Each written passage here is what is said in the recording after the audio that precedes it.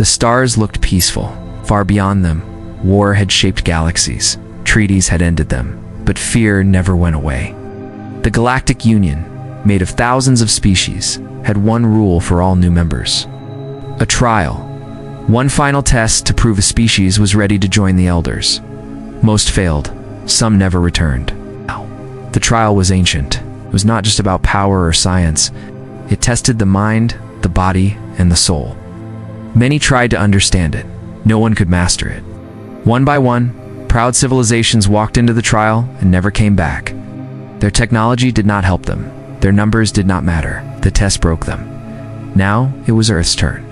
A Class 12 death world, a planet full of storms, volcanoes, beasts, and cold. The kind of world the Union feared. The Examiner, an old AI made by the first race, sent the invitation. It arrived at Earth's orbit in a silver ship that glowed blue. It said, "Your kind is invited. Refuse and remain forgotten. Accept and be judged." The humans accepted. Noah was chosen first, a soldier. He had seen war.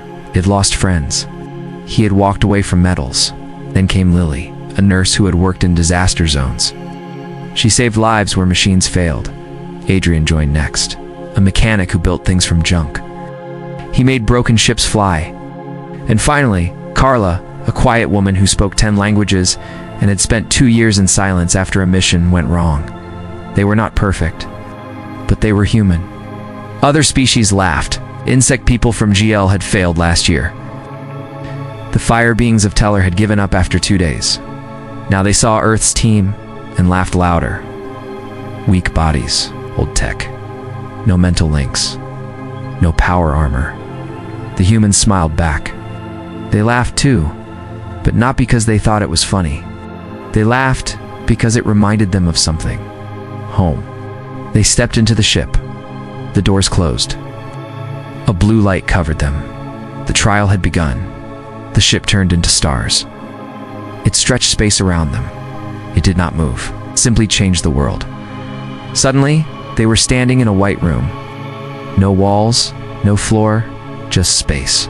And then the examiner's voice came again. "Welcome. Trial 1 begins now. You may speak. You may not leave." Adrian looked around. "Anyone else see a floor?" Carla said nothing. She had already closed her eyes. Lily bent down and picked up something. A mirror. But when she looked into it, she saw fire. Not her face. Noah stepped back. "This is a test. It's not a room. Stay close." The room changed. Walls rose. Doors appeared. The light flickered. Whispers started. Carla opened her eyes and spoke. "We're inside our own minds." Noah nodded. "Then let's walk together." They did. Step by step, they moved forward. Shadows came and went. Old fears returned. Lily saw herself holding a broken child. Adrian heard his father yelling again. Carla walked past the faces of her lost team. Noah stood still as a door opened to a battlefield he knew well. But none of them stopped. The examiner watched. For the first time in a long time, it paused. These humans did not break. They shook. They cried. But they did not stop. After what felt like days, the light returned. "You have passed the first trial," said the voice.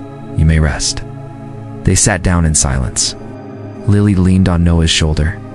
Adrian stared into the dark. Carla smiled a little. No one spoke. Then Noah said, "This is going to get worse, isn't it?" Adrian laughed.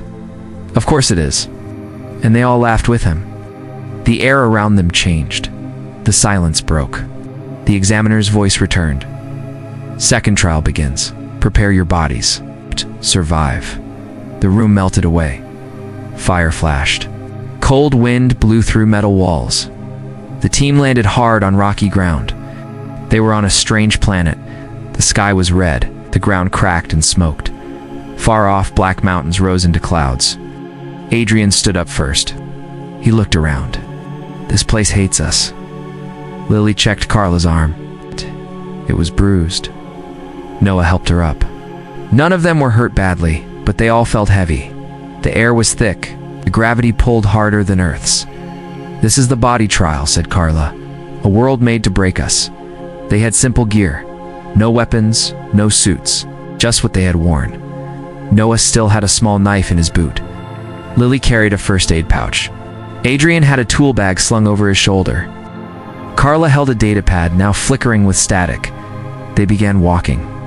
The ground was hot, their boots smoked. Lily tore a cloth from her sleeve and wrapped it around her feet. Adrian used parts from his bag to make pads.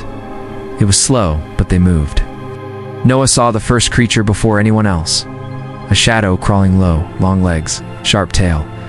Its eyes glowed blue. It was hunting them. He made them stop. They waited behind a rock. The creature moved closer. Carla whispered, "It's testing us." Noah nodded. Then we tested back. He stood up, calm and quiet. The creature rushed. Noah ducked and stabbed the knife into its neck. It screamed, twisted, and fell. Lily checked him. "You okay?" "Yeah," he said. "Things fast, but not smart." They took shelter in a crack between two cliffs. That night, the sky rained fire. Small blue flames dropped from the clouds. Adrian built a roof with broken stones. Carla used her pad to scan the air. "The oxygen's low," she said, "but enough to breathe." The second day, a storm hit. Wind and ash. They could not see. Lily held a wet cloth over Carla's face. Adrian lost his way for an hour, but returned with water found in a pit. On the third day, Noah collapsed. His leg was cut. Infection spread fast. Lily used the last of her supplies to clean it. She burned the wound shut with hot metal. They rested in a cave that smelled of rot. Something had died there. But it was dry, and they were too tired to care. Adrian fixed the pad with scrap. It beeped. A map showed a tall tower far away. "That's the way out," he said. They walked again, step by step. No one talked much. They had no food, little water, and blistered feet. At sunset, they saw the tower. But a wide river blocked their path. The water steamed and boiled. Rocks floated, glowing white. Carla found a dead tree. Adrian cut it with his tool. They built a bridge. It was weak, but it held. As they crossed, the creature returned. Bigger now, 2 heads. Faster. It struck the bridge. Carla almost fell. Noah threw a stone to distract it. Lily jumped onto its back and stabbed with a sharp bone. The creature howled and ran off. They crossed and reached the tower. The door opened by itself. Inside, the examiner waited. "You survived the world of wounds. You worked with no weapons. You helped the weak. You adapted. Your kind is strange." Noah fell to the floor. Carla sat with him. Lily leaned against the wall. Adrian looked at the sky. "We're still alive," he said. The others just nodded. Then they laughed. The sound echoed across the tower. Far away, other species watched in silence. None of them had ever lasted that long. The humans slept. The next trial waited.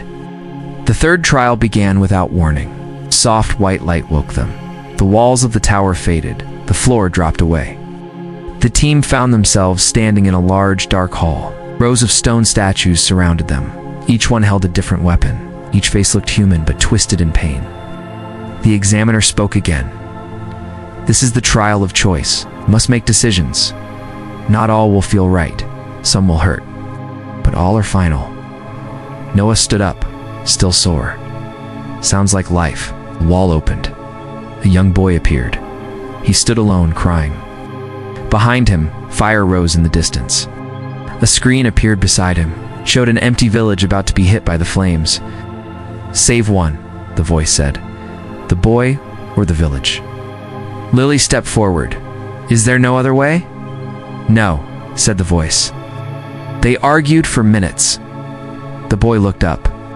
He looked like someone they knew. Carla closed her eyes. "Save the village."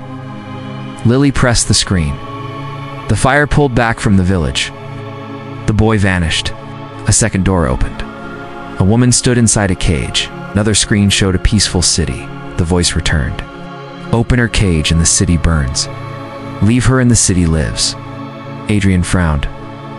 "What kind of test is this? One that shows what you value?"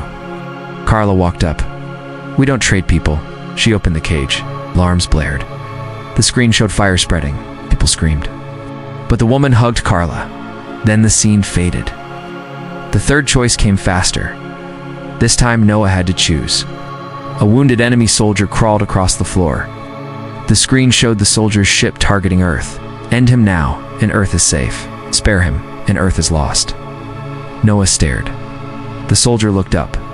"Please," Lily whispered. "We don't know if that's real." Noah lowered his knife. "We are not killers for safety." The screen went black. The ship vanished. Earth remained. "Interesting," said the voice. "You choose pain. You choose loss. You choose doubt." Carla looked up. "We choose to stay human." They were led into another room. This one was small. A table stood in the center. On it were 4 buttons. The examiner spoke. "One button will let you leave, but it will erase the others. No one else leaves.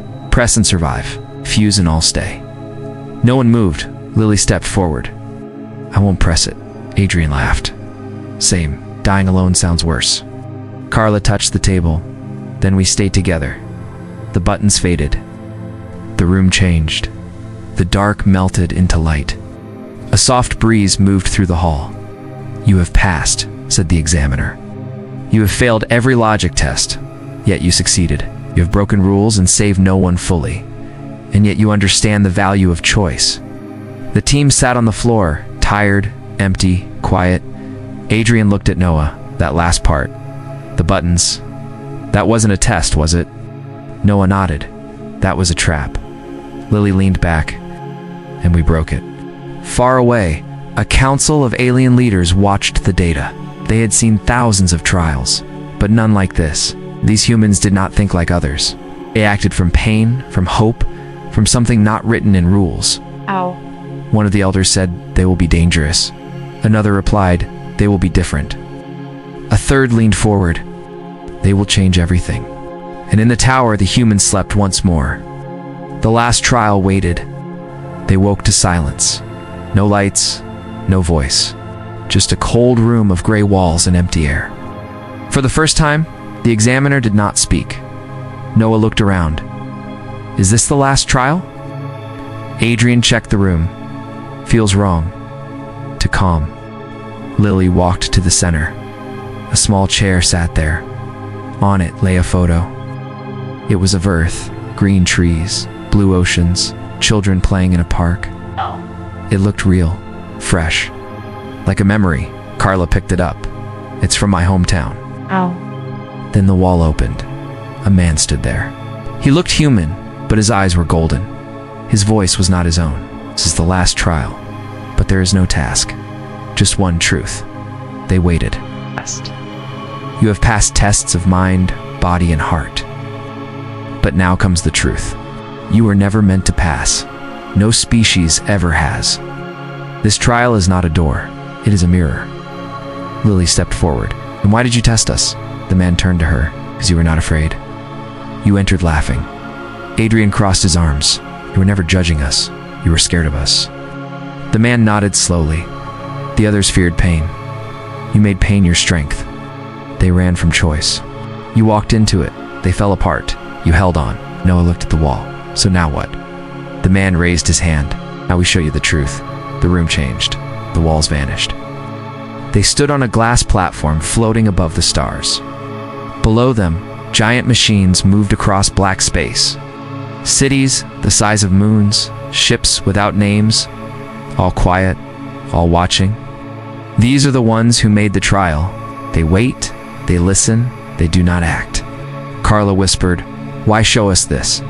"Because you broke the pattern. We're not supposed to last. Yet here you are." Another voice spoke. Not human, not machine, just sound. "The Deathworlders have passed. But what comes next will not be fair. The galaxy is not ready." Lily stared into the stars. "Maybe we are not ready either." The voice answered, "That is why you must lead. Not with fire, not with war, but with what you brought here. Grit, kindness, laughter." Noah shook his head. "We're just people, not heroes. You are human. That is enough." The platform began to rise. The stars pulled back. A door opened above them. Through it was the Union Council. Thousands of species sat in silence. All had failed. Oh, wise. Now they watched the ones who did not. A voice called out, "Earth Team, you may speak." Carla stepped forward. She did not shout. She did not bow. We were told this was a trial, but it was not. It was a trap. Not for us, but for everyone before us. They were tested on fear. We answered with hope. They were tested on power. We answered with care. We are not better. We are just real. The hall stayed quiet. Then one elder stood. He looked like stone and flame. "Ah, what will your kind bring to this union?" Adrian answered. "Stories, mistakes, growth, and a warning." The elder nodded. "Warning." Noah stepped up. "We are from a death world. Don't come with threats. But if you ever test us again, we will not laugh next time." For a moment, no one moved. Then another elder stood. Then another, and another. One by one, the union rose. And they clapped. The team turned to each other. Carla smiled. "It's over." Lily nodded. Or maybe just starting. The stars opened once more, and Earth had a place among them. Weeks passed. The team returned to Earth, but something had changed. The stars were not quiet anymore. Ships from other worlds began to visit. Messages came in every language.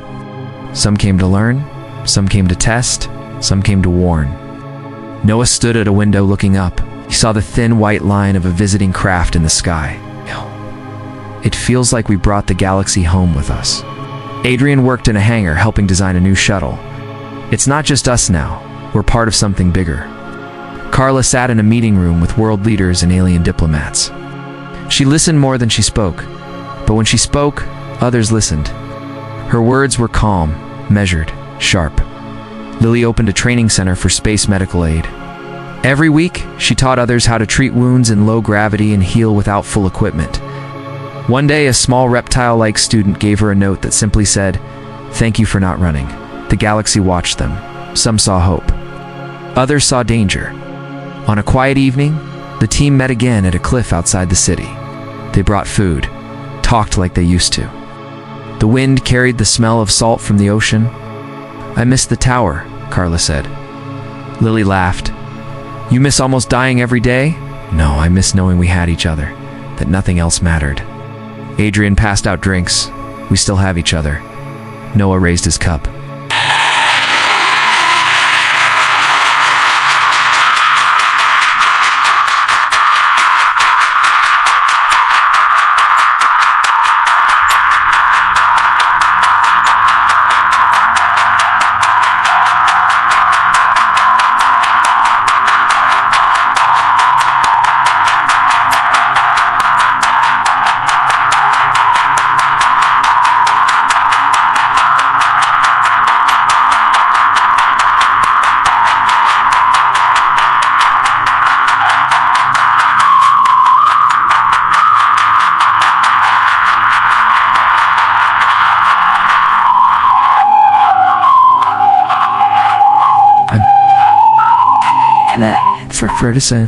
They laughed and drank, but it was not loud.